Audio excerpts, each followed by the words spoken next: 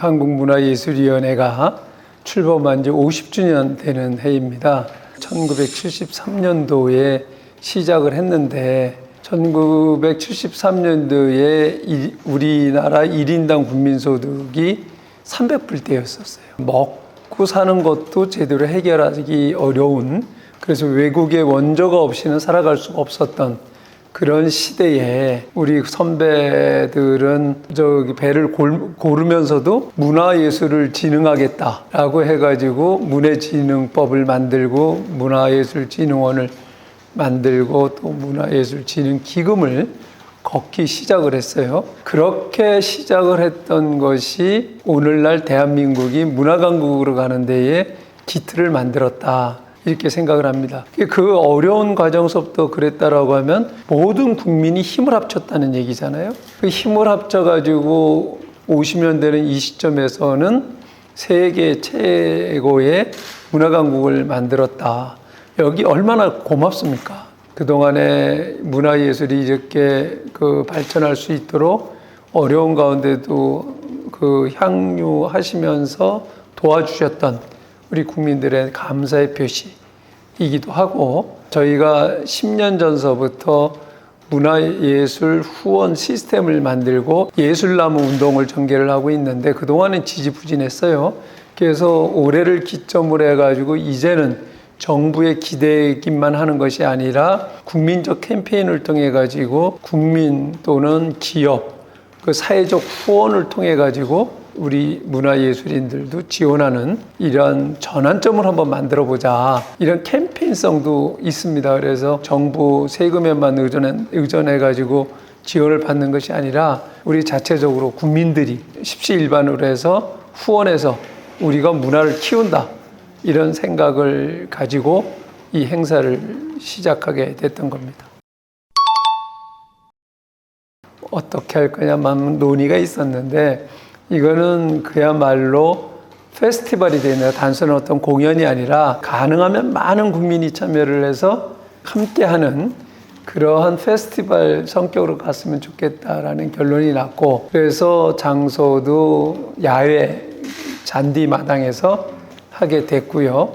그것도 뭐 한두 시간 그냥 공연으로 끝나는 게 아니라 오후 2시부터 오후 저녁 때까지 풀로 모든 가족들이 다 돗자리 가지고 나와가지고 잔디밭에 깔고 거기에서 맛있는 거 싸가지고 도시락 싸갖고 와서 또 이제 와인도 한잔하고 그러면서 이제 즐길 수 있는 그런 프로그램들을 길게 만들었죠.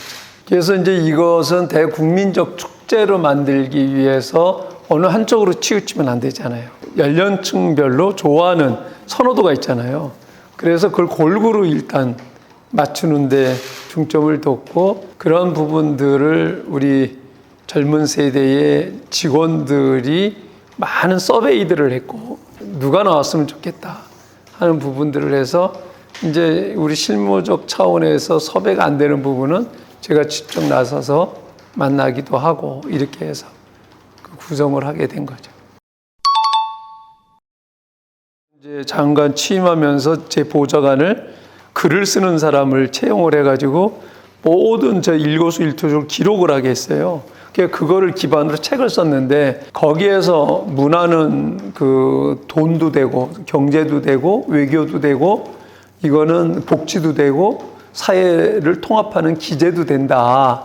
그래서 이제 그런 부분들을 사례별로, 외교가 된 사례, 또 경제 돈이 된 사례, 또는 사회적 통합이 된 사례, 복지의 사례, 이런 부분들을 쭉 정리를 했었는데, 그 과정에서 제가 느낀 것은 문화는 선순환이 돼요. 문화예술에서 투자를 하게 되면 거기 이제 일반적인 사회복지는 이렇게 예산을 지원해주면 거기서 딱 끝나잖아요. 내가 소비하면 그걸로 끝나잖아요. 근데 문화예술은 지금 문화누리카드를 지급하잖아요. 그러니까 이제 기초생활수급자나 차상위 계층까지 270여만 명 정도에다가 6세 이상인 사람들한테는 11만 원짜리 누리카드를 전부 다 지급을 해요. 근데 그렇게 지급을 하면 그게 한 2천억 정도가 되거든요. 그 돈이 되면 이분들이 쓰잖아요. 쓰면은 그거를 문화예술 쪽에서 쓰잖아요. 그럼 그게 다시 창작자들은 그게 팔리는 거 아니에요. 도는 거죠. 계속 손손이 되는 거예요. 이제 그런 측면에서 예술나무는 그러니까 그냥 후원하는 걸 꺼내가 내가 예술나무를 심으면 아트의 숲이 만들어지는 거예요. 그러니까 그 아트의 숲이 만들어지면 그 안에 가서 내가 즐길 수가 있잖아요. 그런 의미라는 거고, 옛날에는 내 상품을 가지고 외국에 팔러 나가면은 바이어를 만나면 어디서 왔어요? 한국에서 왔는데요. 그럼 한국 노스에 사우스에 먼저 그거부터 묻는다는 거예요. 그 얘기하다 보면 30분 면담 시간 다 날아가고 정작 제품은 설명도 못하고 오는데, 요즘에 어디서 왔어요? 한국에서 왔어요? 그러면은 BTS 알아요? 서부터. 뭐 드라마에 누구나 알아요? 이 얘기서부터 한다는 거예요. 그러다 보니까 너무 이제 소통이 되는 거고, 그리고 시간 되면은 이거 물건 놓고 가세요. 그러니까 이 문화예술이 대한민국의 이미지를, 브랜드 가치를 엄청나게 높여줬고, 대한민국의 높은 브랜드 가치가 대한민국에서 만든 메이드 인 코리아는 다 신뢰를 하게 되고, 이렇게 좋아졌다고 그럼 투자를 하셔야죠. 제가 그런 얘기를 진짜 많이 합니다. 덕을 봤으면 투자를 하셔야죠. 문화예술에. 그런 얘기를 하는데 그걸 강제할 수는 없고, 그래서 제가 이제 요즘 캠페인을 하고 그 기업인들 찾아다니면서 하는 얘기는 ESG 경영을 하는 게 의무잖아요. 그래서 매출액의 몇 %는 ESG 사업에 써야 되는데, 문화예술에 투자하는 것도 ESG 사업의 일환이 되거든요. 지금 그 연간 기업에서 전체적으로 이제 이런 문화예술 쪽에 후원하는 액수가 그건 2천억대요. 그 저희들이 하는 거는 전체를 보고 어떻게 균형 있게 발전을 시키고 어디를 더 보완을 해줘야 이런 관점에서 집행을 하잖아요. 근데 이거는 개별로 이렇게 해가지고 아름아름으로 해가지고 되니까 받는 사람만 받게 되고, 뭐 많은 이런 공연들이 대부분 다 기업 후원 없이는 안 되거든요. 그래서 그게 한 2천억대 후원을 해줘요. 많이 기여를 하죠. 그런 부분도 중요한데, 그 대부분 다 그 예술에 투자되는 부분들이 상업예술 쪽으로 많이 가는 거예요. K-팝 공연이라든지 이런 대중예술들 공연하는 거라든지 그 영화 제작이라든지 이런 부분에 투자가 많이 되니까 순수예술 쪽은 상대적으로 이제 좀 어려운 거예요. 그래서 그 순수예술이 살지 않으면 이 산업도 살 수가 없고, 문화산업도 살 수가 없는 거거든. 이게 기반인데, 그래서 그런 부분들을 적극적으로 홍보하고 캠페인을 하고 있는 거죠. 그거는 이제 그동안 대한민국 문화 발전을 위해서 함께 해준 국민들에 대한 감사하고, 일회성을 하려고 했는데 만들어 놓고 반응들을 보니까 이거 매년 좀 하는 게 좋겠다, 이제 이런 의견들이 있어가지고 이것을 애뉴얼 행사로 만들려고 지금 저희들이 추진을 하고 있고요. 그리고 저희가 이제 올해 중점을 둔 거는 아까 말씀드린 대로 50주년을 기점으로 해서 그 지금까지 해왔던 그 여러 가지 시스템들을 좀 이제 새로운 방향으로, 새로운 역사, 50년의 역사를 쓰기 위한 그 시스템으로 좀 그 개혁을 해보자. 그래서 그런 개혁 작업을 하는데, 그게 그냥 우리가 그 탁상공론에 의해서 하는 게 아니라 그 정책 고객을 중심으로 그분들의 의견을 100% 반영된 안으로 만들어보자. 이거죠. 이제 일반적으로 보면 어떤 개혁을 하고 그러면은 그걸 집행하는 사람들이 만들잖아요. 그렇게 되면 집행하는 사람들 중심으로 편의적으로 만드는 경향이 있어요. 그러다 보면은 정작 그걸 소비하는 정책 소비자들은 힘들고 어렵고 이렇게 되죠. 그래서 그런 부분들을 좀 바꿔보기 위해서 좀 이렇게 시간이 많이 걸리고 많은 시간과 노력이 필요했지만 14차례나 현장 업무 보고를 하게 된 거고, 그런 걸 수렴을 해가지고 했으면 바로 집행하는 게 아니라 그걸 또 검증을 좀 하는 단계를 거치고 그렇게 해서 지금 만들고 있어요. 그동안 상대적으로 그 다른 장르들에 비해서 그 미술 시장이 저평가가 됐고, 세계 시장에서 우리 한국 미술이 저평가되고 그랬었는데, 재작년서부터 미술 시장이 살아나기 시작을 했어요. 그것도 그 대중예술인들, 특히 BTS의 RM 같은 친구들이 그 컬렉션을 하기 시작을 하고, 그게 이제 그 아미를 중심으로 선풍적인 하나의 그 어떤 그 이제 유행이 돼버린 거죠. 그게 그동안에는 미술 시장의 컬렉터들이 1,000명이 넘지 않는다라고 했었어요. 그런데 이게 대중화가 돼버린 거예요. 그 RM을 통해 가지고 기폭제가 됐다고 저는 보는데, 그렇게 되면 미술 시장이 확 커진 거예요. 그런데 마침 그것을 간파를 하고 프리츠가 한국에 들어온 거죠. 그런데 그게 이제 대박을 친 거죠. 2천억 시장에서 4천억 시장 왔다 갔다 하다가 일거에 그냥 1조 시장으로 넘어섰어요. 2006년도에 그 양도소득세 폐지하는 법이 통과가 되면서 미술 시장이 살아나기 시작을 했고, 그래서 2007년도에 정점을 찍어요. 그때에 7천억 시장이었었는데, 그 뒤에 우리 이제 미술계가 좀 갈등이 있었고, 또 그런 계기를 갖고 제도 개선을 한다고 또다시 해가지고는 이제 결국 양도소득세가 다시 살아나고, 세금이 살아나고, 그러면서 미술 시장이 급고 그냥 다운이 되면서 한 2천억 시장이 됐는데, 아쉬운 거는 2007년도에 우리가 7천억 시장이 됐을 때에 중국 미술 시장이 9천억 정도가 됐거든요. 거의 차이가 없었던 거죠.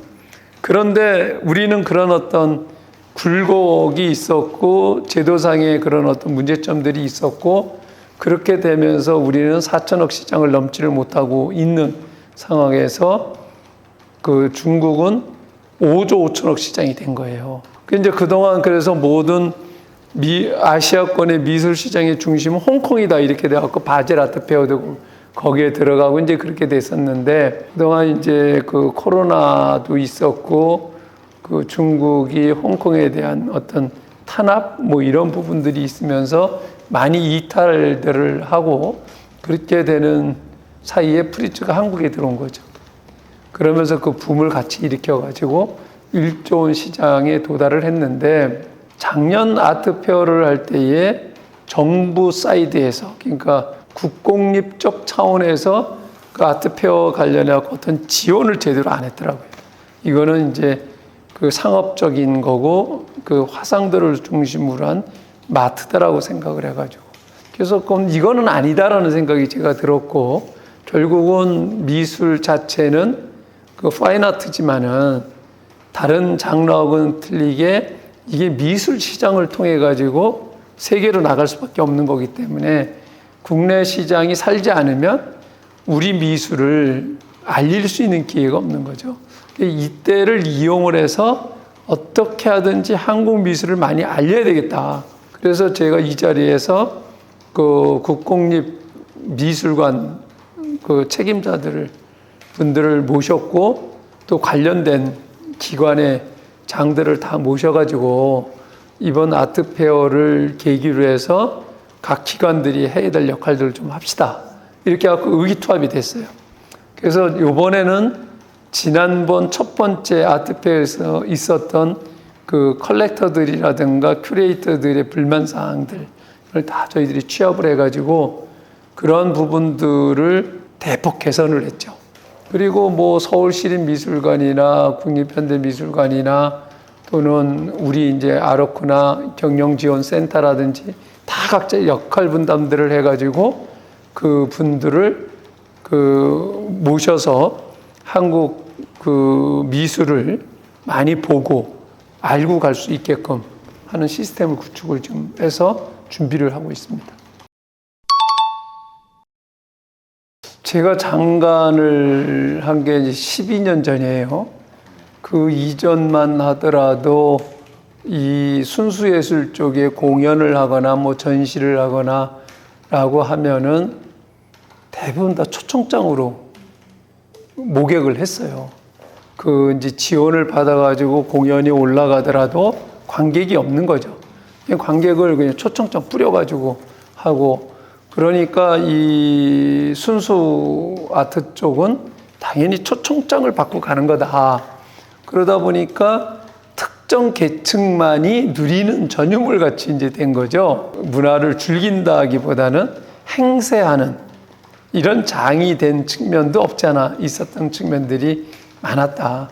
뭐 그 중에는 정말 매니아들이 있으셨지만 이제 그런 측면들이 상당히 많았던 부분들인데 제가 여기 와서 깜짝 놀란 게요. 저희들이 지원하는 모든 공연물이 다 솔드아웃이에요. 그리고 모든 전시장이 다 장사진을 치고 있고 그것은 지금 말씀하신 그 MZ세대, 소위 말하는 MZ세대들은 우리하고는 다른 거죠. 우리는 후진국 사회에서 태어난 사람들이고 지금 MZ세대는 선진국 사회에서 태어난 사람들인 거죠. 말 그대로. 그러다 보니까 그 MZ세대들에게는 의식주의 문제가 아니라 이제 어떻게 사느냐, 질의 문제인 거고 그런 부분들이 정말 삶의 질의 정점을 만드는 것이 문화예술이고 그것이 이제 생활화가 되는 거예요. 과거에는 액세서리 같이 이제 문화예술을 누렸다라고 하면 지금은 그 삶 자체가 문화예술과 같이 간다. 이렇게 보여지는 거죠. 종합뉴스통신사 뉴스핌 20년. 이제는 성년으로 성장했습니다.